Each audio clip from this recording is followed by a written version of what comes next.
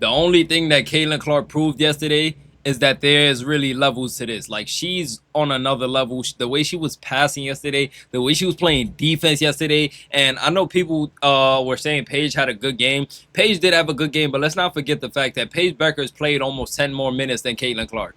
Okay.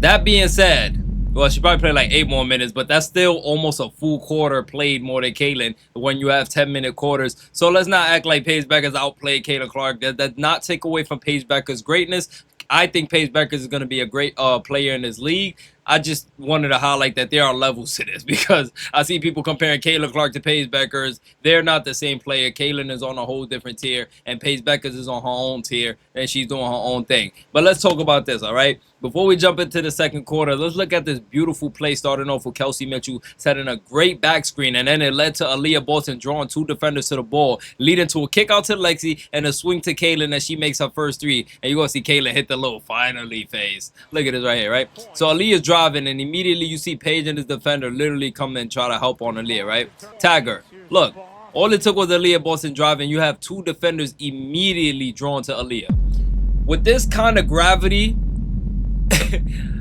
there's nobody on Caitlin Clark right now. You see Enrique right here. She's gonna have to relocate to Caitlin as the video goes on. Look, Aaliyah kicks it to Lexi. Lexi finds Caitlin, and that's all the time Caitlin needs. Caitlin don't need a lot of time to get a shot off, and if you're spoon feeding Caitlin a wide open shot like that, 9 times out of 10 she's gonna make you pay for it. Now let's move on to the next one. Okay, let's talk about Ary McDonald. Ary's performance yesterday went unnoticed in Caitlin's shadow, but let's shine light on how Ary got things started for us in that second quarter run. Okay, Ary McDonald right here. Caitlin is looking for somebody right now. She finds Ary McDonald. Ary McDonald with 7 seconds left on the shot clock after trying to get through multiple actions. Ary's realizing, okay, the opportunities is running low. Let me try to create something for my team. Ary, between the legs, back steps, and hits a 3. Oh my God, that was just a disgusting move on Enrique as well, with not that much spacing because Caitlin is right near her. She just steps back and shoots right over Enrique and makes it. We're going to need that from Ary specifically, that, you know, just enough to give us that push off the bench, you know, that spark off the bench. And right here, if you pay attention, literally yesterday, we had a lot of fun yesterday live watch along with Rosie. If you was there, you was there. Shout out to everybody who was there. But during the live when Ary hit that shot, I said, let's not lose this lead for the rest of the game. And the Fever delivered just that. Listen to what I was saying. Okay, Ary. Right. Hey, let's not lose this lead for the rest of the game, y'all. That's how I'm feeling. No. And the Fever proceeds, and they never lost the lead after I said that. I just wanted to highlight it because it's like once I said that, they really delivered. It was crazy. It's just a crazy that they actually, you know, did what I was hoping they would do. Anyways, moving on from that, let's talk about Caitlin's crazy dime to flash right here. Caitlin, y'all remember this down the screen? She's going downhill, and Caitlin with an impossible angle. Oh my goodness! Like, how does she find these people? Oh my gosh, y'all, look at this one more time.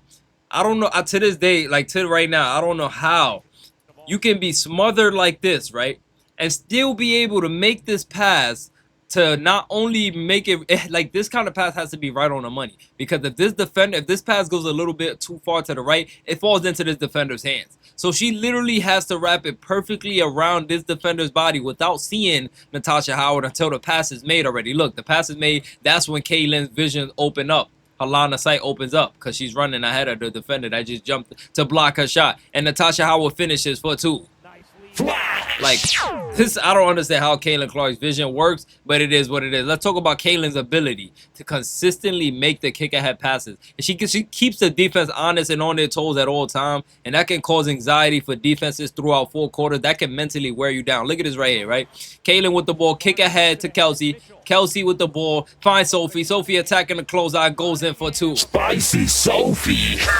Now, this whole action was led by Caitlin Clark. Well, this whole quarter run was led by Caitlin Clark. Even when she went to the bench, the momentum kept going on. But just the fact that Caitlin's ability to make the kick-ahead passes, it makes the defense cross. Like, she's just going to, imagine if you're guarding Caitlin Clark and you're trying like, oh my gosh, I can't even explain it. I literally can't even explain it if I wanted to. Like usually in basketball, when you're not going against a Caitlin Clark, you could like hide in the corner, you know, while you're defending somebody and catch your breath for a little bit while you with your defender, right? But with Caitlin Clark, there's literally none of that. Her teammates won't stand still in transition and half court because they're constantly trying to get available knowing that she's going to find them. So that costs you the privilege of catching your breath on defense like you normally can when you got your assignment constantly moving. Like when you're trying to hide in the corner and be like, all right, Caitlin Clark is working over there. Let me catch my breath over here. And now the person you trying to guard in the corner just coming off a pin down. Now they curling around. Now you got to chase them. And now you got to switch. And it's like, oh my gosh, does this girl ever sit still?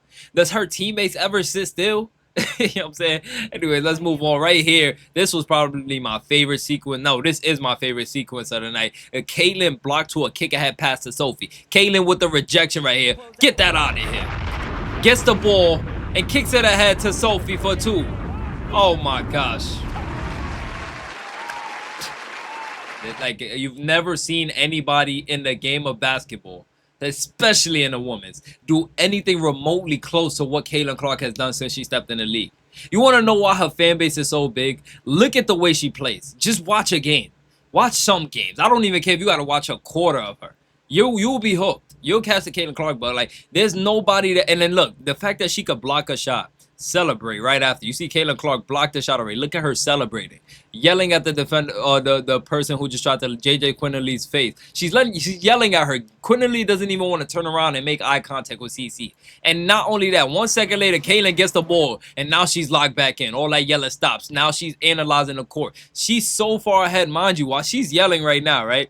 While she's yelling, everybody else is locked in and trying to get back on defense and get up the court. Caitlin, on the other hand, a few seconds behind, but when she catches up, she gets ahead of everybody mentally, right? So while she's celebrating, everybody else running up the court, and now she gets the ball and she locks right back in. All right, who's open? Who do I see? Who can I pass it to? Where's the advantage? And she literally passes it. And look at that angle. Like, oh my, this is, yo. Let me glaze real quick, okay? This was literally a perfect pass. If it had went a couple inches lower, it'd be stolen. If it had went a couple inches higher, it'd have been out of bounds. When we talk about needle threaders, Caitlin Clark is the perfect candidate for that conversation. This is why players come to play in Indy. And like I always say, nobody willingly comes to play basketball in Indy. They come to play in Caitlin Clark's system, okay? Let's just call it spade a spade.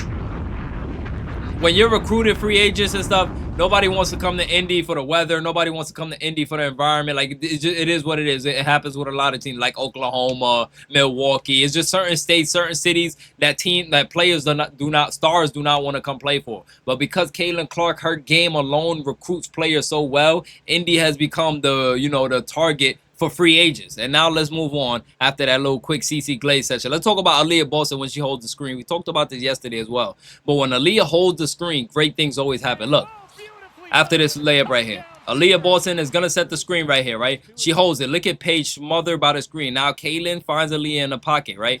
Pocket passes it to Aaliyah. Now Lee Euro with the late contest. I don't know why Aaliyah hesitated right here. Maybe she wanted to drop, but it's cool. She hesitates and she ends up taking it anyway. Bow, bow, bow. That's Aaliyah Boston for you, okay? Now let's move on. And I'm not gonna lie, those great things happens. Like it don't even happen for Caitlin. Those great things reward Aaliyah Boston as well. She just have to be more consistent on that part, setting the screens. If the Fever are able to be contenders that we all thought they would be, Aaliyah has to hold those screens strong, firmly, because you're gonna get rewarded, or the team is gonna get rewarded. You know, like I said yesterday, the strategic incompetence cannot continue to go on. You know, let's talk about Sophie. All right, although Sophie may look CC off sometimes, one thing I love about Sophie Cunningham is that she's one of the sprinters on this team. She just runs whenever she got the ball, or whenever she doesn't have the ball. She's consistently running, constantly running, and that's always a good thing for this exploiting defenses and catching them snoozing for like cross matching reasons and stuff like that. Look, Sophie with the ball, just running and running, kicks ahead to Natasha for 2. All started with Sophie Cunningham, and now you see Caitlin Clark on the bench, right? And the Fever did not lose momentum. They learned a lot while Caitlin Clark was out, and you could tell from little plays like this.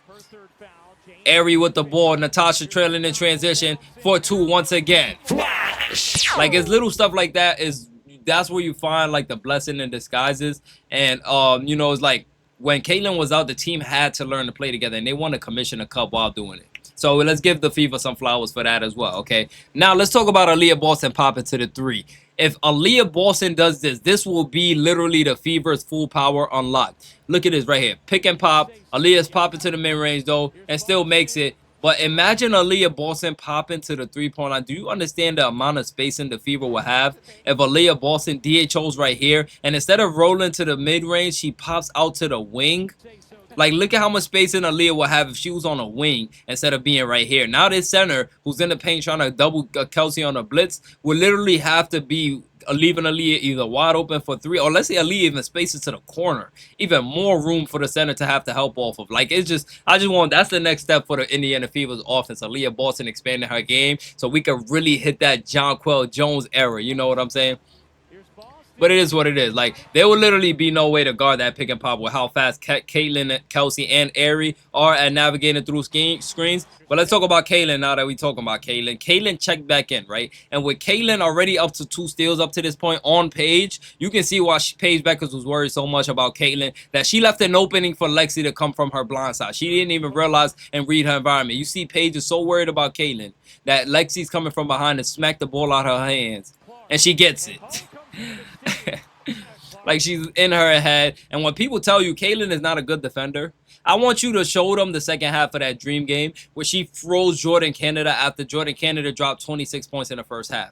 And show them this game for, like, when Caitlin Clark was completely throwing Paige out her rhythm. Paige is a good player, okay? Don't get me wrong, like I said earlier, but there's levels to this, okay? People in my comments yesterday were talking about how Paige outscored Caitlin, and I just laughed because if that's what you paid attention to and not the minutes, nor the assists, nor the steals, that's why I didn't even bother replying, to be honest, you know? Paige played more minutes. Paige, you know, was attempting a lot of shots, and Paige is a good player, but she's not a Caitlin Clark, okay? And, like, she did not outplay Caitlin Clark. 13 assists, 14 points, and 5 steals. 4 of those steals being on Paige. You know what I'm saying? That's why I said Caitlin Clark dominated Paige. That doesn't mean Paige did not score, but you know what I'm saying? Let's not act like it's levels to this. Like, I hate when people think you can just choose one player and not the other player. Like, they're both good. They're just not on the same level. It's okay. It's okay. If Caitlin's a 10, Paige could be a 7. It happens in sports. Everybody is not equal, okay? With that being said, let's move on. Right after that steal that you see Lexi Holt just got because Caitlin Clark was pressuring Paige, you see Caitlin find Lexi Holt trailing in transition for a three-pointer. Caitlin with the overhead pass to Lexi for 3. Oh my gosh. Fever basketball is back, baby. And let's talk about this, okay? After showcasing a defensive masterclass and a passing clinic, Caitlin put the dagger in the highest scored first half of franchise history and the highest scored first half of any team this season. And she does it Caitlin Clark style. Right here, you see Caitlin with the ball. Aaliyah didn't rescreen her, so Caitlin takes matters in her own hands. Sidestep for 3. How many players do you know can do this with the basketball? I want you to ask yourself that question every time you go to bed. This is the end of the film breakdown. I hope you guys enjoyed it. Y'all are going crazy. 24.7K subs. Listen, man. We so close to 24.8. What is that? About 41 more subs, and we'll be at 24.8. We're trying to hit 25K by the All-Star break. That will be great. I love y'all so much. If y'all want that New York Liberty live watch along tomorrow, and just hit the like button right now. Hit the sub button. Let's see if we can get 1K likes. Y'all got 1K likes. Y'all had 2K likes in the last video. That's crazy. I'm going to still ask for 1K likes, and I'm going to see y'all in the next video. It's your boy Venom. I'm out here, baby.